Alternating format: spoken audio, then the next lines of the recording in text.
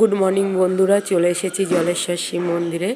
দেখো বাবার মন্দিরে চলে আসলাম। মন্দিরটা কত সুন্দর, দেখো সামনে কি সুন্দর স্নানের পুকুর আছে। বাবার মন্দিরে এসে সবাই অনেকটা ভালো লাগবে।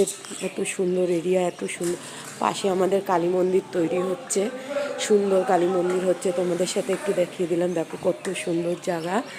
তবে দেখো, যাদের যা মানসিক প্রয়োজন হয় ঠাকুরের কাছে, যার মানত করে এখানে এসে সবাই সব কিছু মানত করে।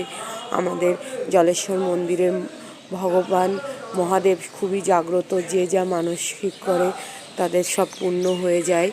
তো তোমরাও সবাই এসো আমাদের জলেশ্বর মন্দিরে, আমন্ত্রণ থাকলো। তো এত সুন্দর লাগবে, তোমরা দেখতে পারবে। খুব সুন্দর যে পরিবেশটা, চারিদিকটা এত সুন্দর।